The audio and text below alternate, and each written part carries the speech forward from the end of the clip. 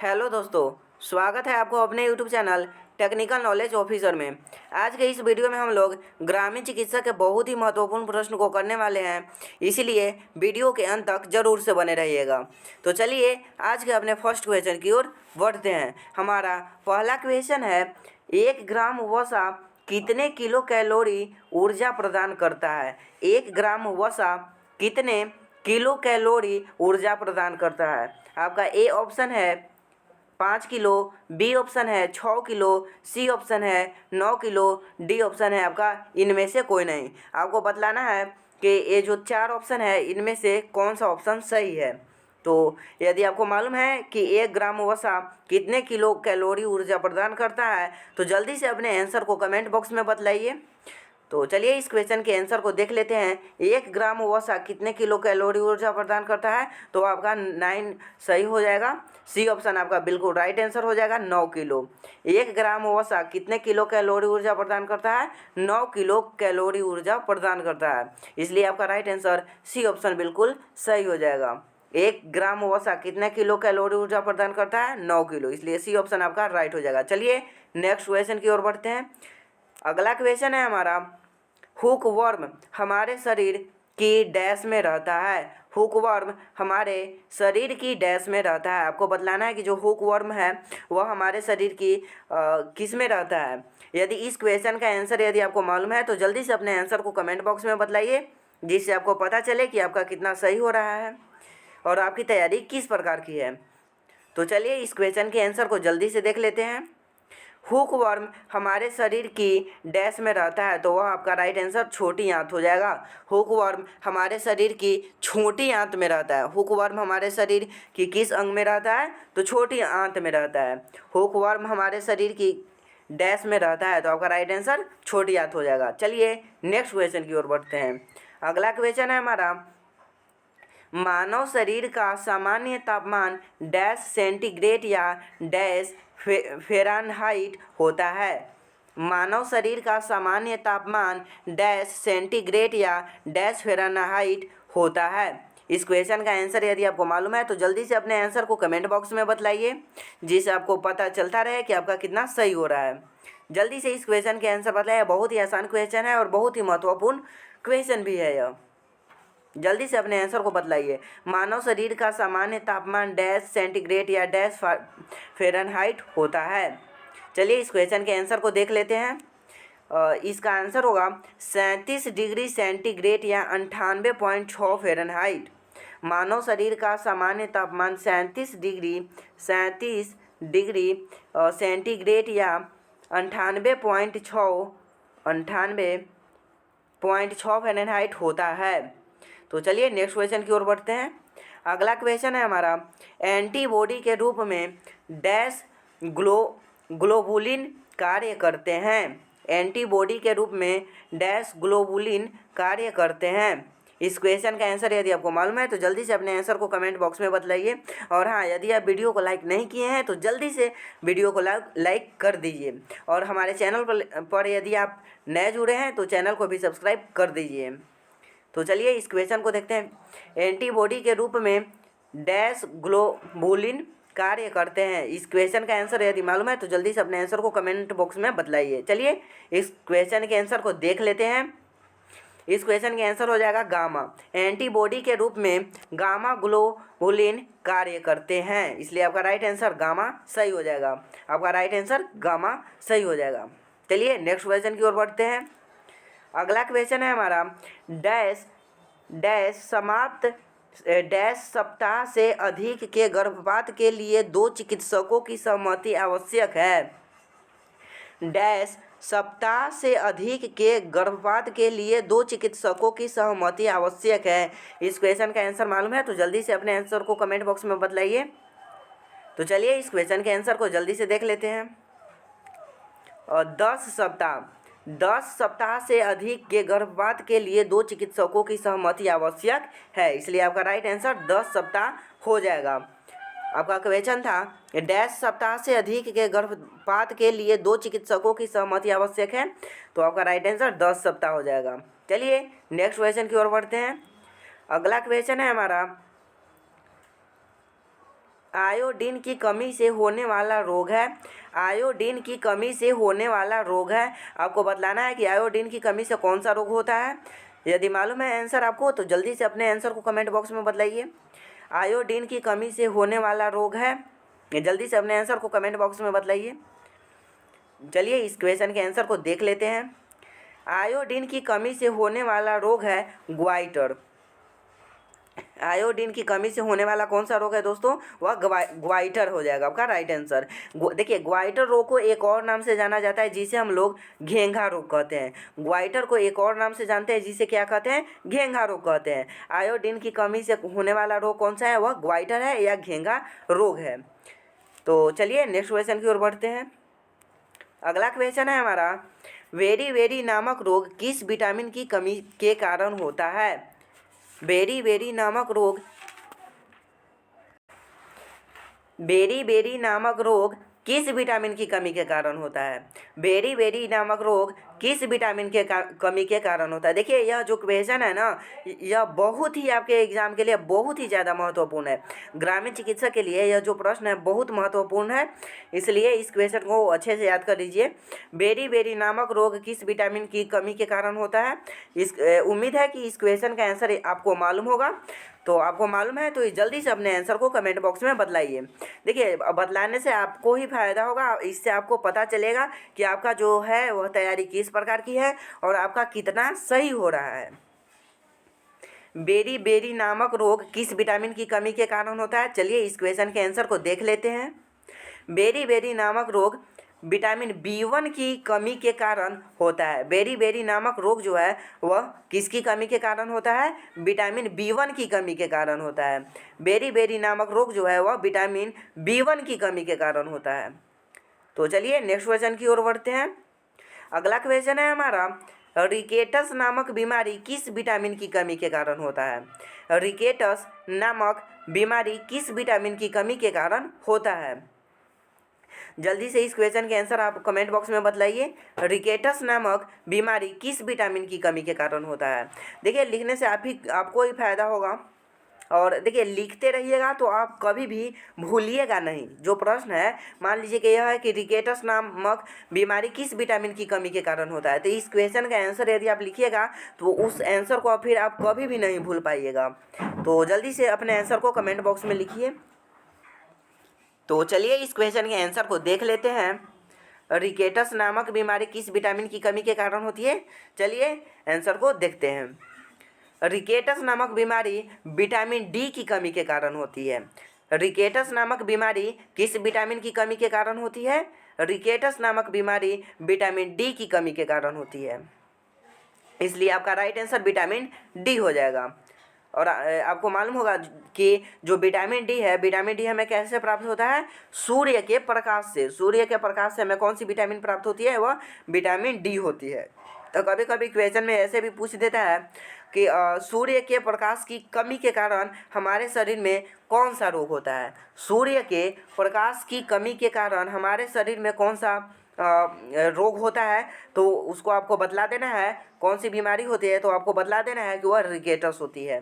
परंतु यहाँ पर क्वेश्चन में ऐसे पूछा है, रिकेटस नामक बीमारी किस विटामिन की कमी के कारण होती है। रिकेटस नामक बीमारी किस विटामिन की कमी के कारण होता है, तो आपका राइट आंसर विटामिन डी सही हो जाएगा। चलिए नेक्स्ट क्वेश्चन की ओर बढ़ते हैं। अगला क्वेश्चन है हमारा, वसा में घुलनशील विटामिन है। वसा में घुलनशील विटामिन है। यह जो क्वेश्चन है बहुत ही आसान है और बहुत ही महत्वपूर्ण भी है, और उम्मीद है कि इस क्वेश्चन का आंसर आपको मालूम होगा। तो जल्दी से अपने आंसर को कमेंट बॉक्स में बतलाइए। वसा में घुलनशील विटामिन है, कुछ टाइम भी दे देते हैं हम आपको।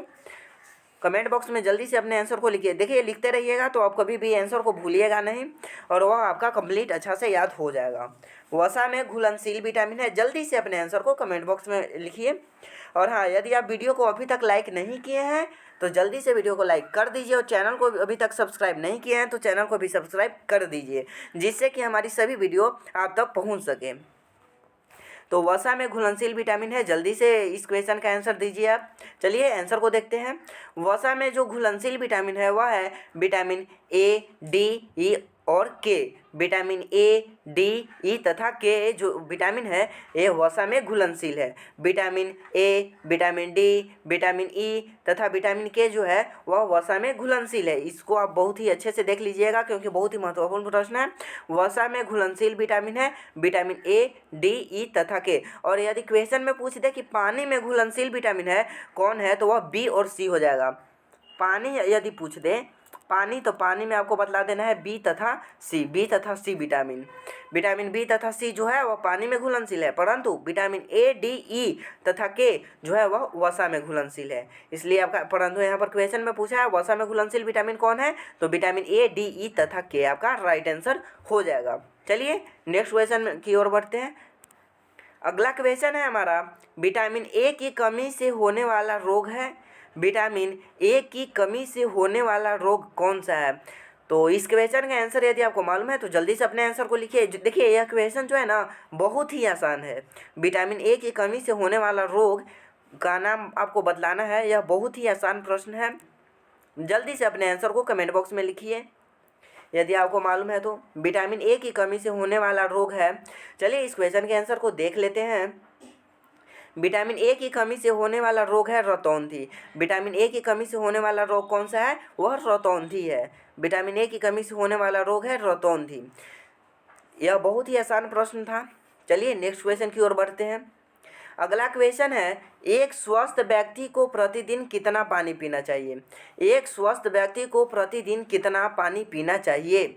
यह बहुत ही अच्छा प्रश्न है और बहुत ही महत्वपूर्ण भी है। तो इस क्वेश्चन का आंसर यदि आपको मालूम है तो जल्दी से कमेंट बॉक्स में अपने आंसर को बतलाइए। एक स्वस्थ व्यक्ति को प्रतिदिन कितना पानी पीना चाहिए? जल्दी से अपने आंसर को कमेंट बॉक्स में बतलाइए। चलिए इस क्वेश्चन के आंसर को देख लेते हैं। एक स्वस्थ व्यक्ति को प्रतिदिन कितना पानी पीना चाहिए तो वह आपका 4 से 5 लीटर हो जाएगा आपका राइट आंसर। एक स्वस्थ व्यक्ति को प्रतिदिन 4 से 5 लीटर पानी पीना चाहिए। एक स्वस्थ व्यक्ति को प्रतिदिन कितना पानी पीना चाहिए तो आपका राइट आंसर 4 से 5 लीटर हो जाएगा। चलिए नेक्स्ट क्वेश्चन की ओर बढ़ते हैं। अगला क्वेश्चन है हमारा, चेचक का टीका की खोज किसने की थी? चेचक का टीका की खोज किसने की थी? तो आपको बतलाना है कि चेचक के टीका की खोज किसने की थी। यह भी बहुत ही महत्वपूर्ण प्रश्न है। यह जो रोग से संबंधित है, चेचक जो है एक रोग होता है। तो आपको बतलाना है कि चेचक का टीका की खोज किसने की थी। इस क्वेश्चन का आंसर यदि मालूम है तो जल्दी से अपने आंसर को कमेंट बॉक्स में बतलाइए। इसके लिए हम आपको कुछ समय भी दे देते हैं लिखने के लिए। जल्दी से लिखिए अपने आंसर को। चेचक का टीका की खोज किसने की थी? यह बहुत ही महत्वपूर्ण प्रश्न भी है। यह क्वेश्चन का आंसर आपको याद होना ही चाहिए। चलिए इसके आंसर को देखते हैं। चेचक का टीका की खोज किसने की थी? वह एडवर्ड जेनर ने की थी। एडवर्ड जेनर ने की थी। चेचक का टीका की खोज एडवर्ड जेनर ने की थी। यह क्वेश्चन जो है महत्वपूर्ण है, बहुत ही महत्वपूर्ण है। इसलिए इस क्वेश्चन का जो आंसर है इसको आप अच्छे से देख लीजिए, अच्छे से याद कर लीजिए। चेचक का टीका की खोज किसने की थी? एडवर्ड जेनर ने की थी। एडवर्ड जेनर ने की थी। चेचक के टीका की खोज किसने की थी? एडवर्ड जेनर ने की थी। चलिए नेक्स्ट क्वेश्चन की ओर बढ़ते हैं। अगला क्वेश्चन है हमारा, मनुष्य एक दिन में लगभग कितना बार सांस लेता है? मनुष्य एक दिन में लगभग कितना बार सांस लेता है? आपको मतलब मालूम होगा कि मनुष्य एक दिन में लगभग कितना बार सांस लेता है। यदि मालूम है तो जल्दी से अपने आंसर को कमेंट बॉक्स में बताइए। शायद आपको ऐसे मालूम होगा कि मनुष्य 1 मिनट में लगभग कितना सांस लेता है। मनुष्य 1 मिनट में कितना सांस लेता है। तो यदि यहाँ पर दिन के जगह मिनट पूछे तो वो 18 से 20 बार हो जाता है आपका, परंतु यहाँ पर पूछा है मनुष्य 1 दिन में लगभग कितना सांस लेता है। तो आपको बतलाना है कि मनुष्य 1 दिन में लगभग कितना बार सांस लेता है। जल्दी से अपने आंसर को कमेंट बॉक्स में बतलाइए। और यदि नहीं मालूम है तो चलिए इसके आंसर को देख लेते हैं। मनुष्य एक दिन में लगभग 2200 बार सांस लेता है। मनुष्य एक दिन में लगभग कितना बार सांस लेता है? 2200 बार सांस लेता है। मनुष्य एक दिन में लगभग 2200 बार सांस लेता है। तो इसका राइट आंसर 2200 हो जाएगा। चलिए नेक्स्ट क्वेश्चन की ओर बढ़ते हैं। अगला क्वेश्चन है हमारा, यकृत में संचित तथा मछली के लीवर तेल में पाया जाने वाला विटामिन कौन सा है? यकृत में संचित तथा मछली के लीवर तेल में पाया जाने वाला विटामिन है। इस क्वेश्चन का आंसर यदि मालूम है तो जल्दी से अपने आंसर को कमेंट बॉक्स में बतलाइए। यकृत में संचित तथा मछली के लीवर तेल में पाया जाने वाला विटामिन कौन सा है? जल्दी से बताइए आंसर को। तो चलिए इस क्वेश्चन के आंसर को देख लेते हैं। यकृत में संचित तथा मछली के लीवर तेल में पाया जाने वाला जो विटामिन है वह विटामिन ए है। यकृत में संचित तथा मछली के लीवर तेल में पाया जाने वाला कौन सा विटामिन है? वह विटामिन ए है। विटामिन ए आपका राइट आंसर हो जाएगा। यकृत में संचित तथा मछली के लीवर तेल में पाया जाने वाला विटामिन जो है वह विटामिन ए है, इसलिए आपका राइट आंसर विटामिन ए हो जाएगा। चलिए नेक्स्ट क्वेश्चन की ओर बढ़ते हैं। अगला क्वेश्चन है हमारा, हाइड्रोफोबिया बीमारी होती है? हाइड्रोफोबिया बीमारी होती है? इस क्वेश्चन का आंसर यदि आपको मालूम है तो जल्दी से अपने आंसर को कमेंट बॉक्स में बताइए। जो मतलब यहाँ क्वेश्चन पूछ रहा है कि हाइड्रोफोबिया जो बीमारी है वह किसके कारण होती है? हाइड्रोफोबिया जो है, हाइड्रोफोबिया बीमारी जो है वह किसके कारण होती है? तो चलिए इस क्वेश्चन के आंसर को देखते हैं। हाइड्रोफोबिया बीमारी जो होती है वह कुत्ता के काटने से होती है। कुत्ते के काटने से हाइड्रोफोबिया बीमारी होती है। ये देखिए, कुत्ता के काटने से एक और बीमारी होती है जिसे हम लोग रेबीज कहते हैं। कुत्ता के काटने से बीमारी जो होती है वह रेबीज होती है। और परंतु यहाँ पर जो क्वेश्चन पूछा है वह हाइड्रोफोबिया बीमारी पूछा है। तो हाइड्रोफोबिया जो है वह कुत्ता के काटने से ही होता है, इसलिए आपका राइट आंसर कुत्ता के काटने से हो जाएगा। हाइड्रोफोबिया बीमारी जो होती है वो किसके कारण होती है? कुत्ता के काटने से होती है। चलिए नेक्स्ट क्वेश्चन की ओर बढ़ते हैं। अगला क्वेश्चन है हमारा, शरीर में उपलब्ध पानी की कुल मात्रा को दो मुख्य कक्षों में विभाजित किया जाता है। शरीर में उपलब्ध पानी की कुल मात्रा को दो मुख्य कक्षों में विभाजित किया जाता है। आपको बतलाना है कि यह जो लिखा हुआ है ना, यह सही लिखा हुआ है या गलत लिखा हुआ है। आपको बतलाना है कि यह जो लिखा हुआ है यह सही लिखा हुआ है या गलत लिखा हुआ है।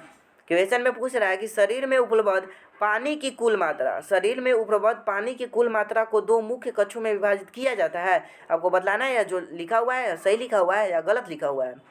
चलिए इस क्वेश्चन के आंसर को जल्दी से देखते हैं। जल्दी से इस क्वेश्चन के आंसर को देख लेते हैं। और शरीर में उपलब्ध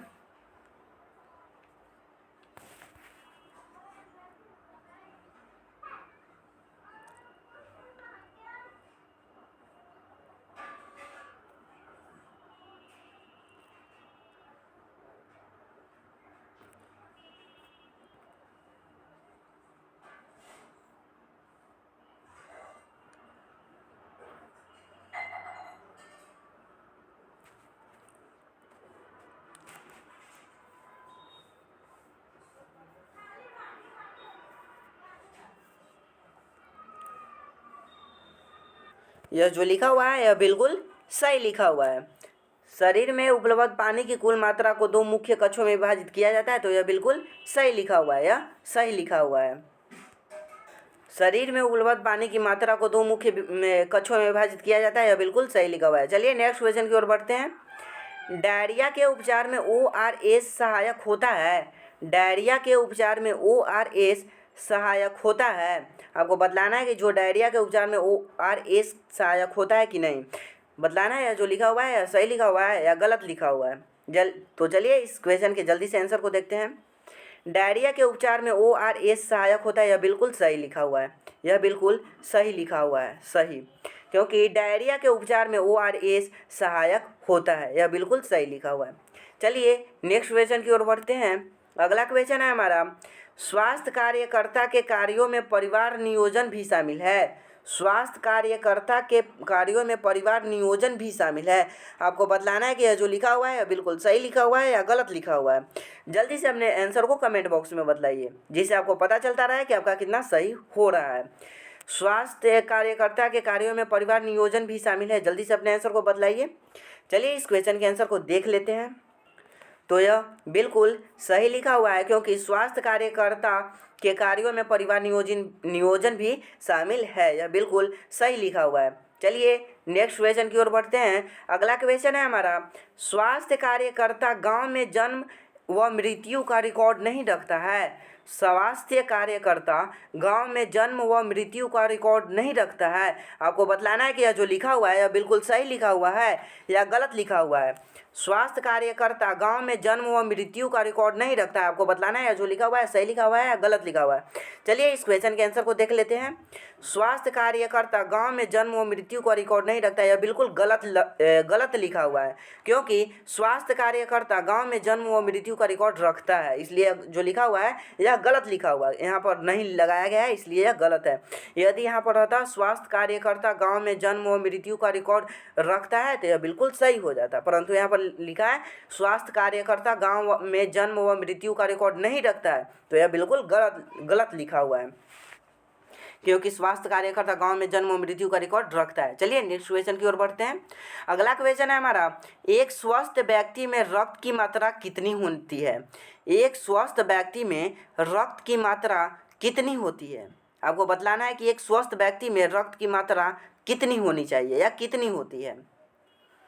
एक स्वस्थ व्यक्ति में रक्त की मात्रा कितनी होती है? जल्दी से अपने आंसर को कमेंट बॉक्स में बताएं, क्योंकि यह जो प्रश्न है यह बहुत ही आसान है और बहुत ही महत्वपूर्ण प्रश्न भी है, और यह क्वेश्चन का आंसर आपको मालूम भी होगा, क्योंकि एक स्वस्थ व्यक्ति में रक्त की मात्रा कितनी होती है यह बहुत ही आसान प्रश्न है।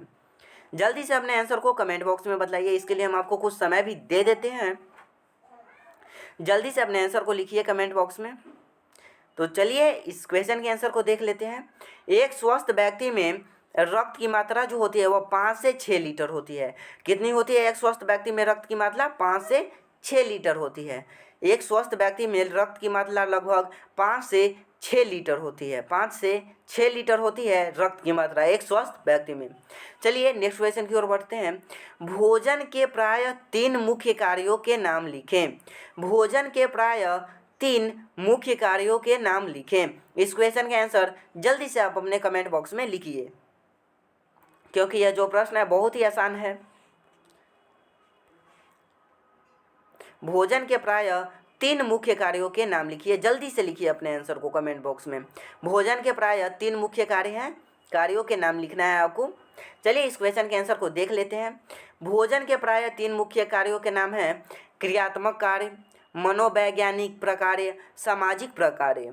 क्रियात्मक कार्य, मनोवैज्ञानिक प्रकार्य, सामाजिक प्रकार्य, यह जो है यह 3 भोजन के मुख्य कार्य हैं। ये जो 3 हैं ये भोजन के मुख्य कार्य हैं। इसको आपको याद कर लेना है। उम्मीद है कि यह जो होगा क्वेश्चन, यह जो क्वेश्चन है इसका आंसर आपको मालूम होगा पहले से ही। यदि पहले से ही आपको नहीं मालूम था तो इस क्वेश्चन का जो आंसर है उसको आप याद कर लीजिए, क्योंकि बहुत ही महत्वपूर्ण प्रश्न है। एक बार फिर से हम पढ़ लेते हैं इसको। भोजन के प्रायः 3 मुख्य कार्यों के नाम लिखें। तो क्रियात्मक कार्य, मनोवैज्ञानिक प्रकार, सामाजिक प्रकार, यह जो 3 है यह बहुत ही महत्वपूर्ण है। 3 कार्य हैं भोजन के। चलिए नेक्स्ट क्वेश्चन की ओर बढ़ते हैं। भोजन के 4 क्रियात्मक कार्य के नाम लिखें। भोजन के 4 क्रियात्मक कार्य के नाम लिखें। आपको बतलाना है कि जो भोजन के 4 क्रियात्मक कार्य हैं उनका नाम आपको लिखना है। भोजन के 4 क्रियात्मक कार्य के नाम आपको लिखना है। जल्दी से कमेंट बॉक्स में लिखिए। भोजन के 4 क्रियात्मक कार्य के नाम लिखें। जल्दी से भोजन के 4 क्रियात्मक कार्यों को लिखिए। चलिए इस क्वेश्चन के आंसर को देख लेते हैं। क्वेश्चन था भोजन के 4 क्रियात्मक कार्य के नाम लिखें। तो शक्ति प्रदान करना पहला आपका हो जाएगा, शक्ति प्रदान करना।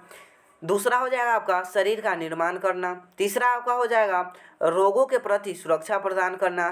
चौथा आपका हो जाएगा शारीरिक प्रक्रियाओं को विनियमित करना।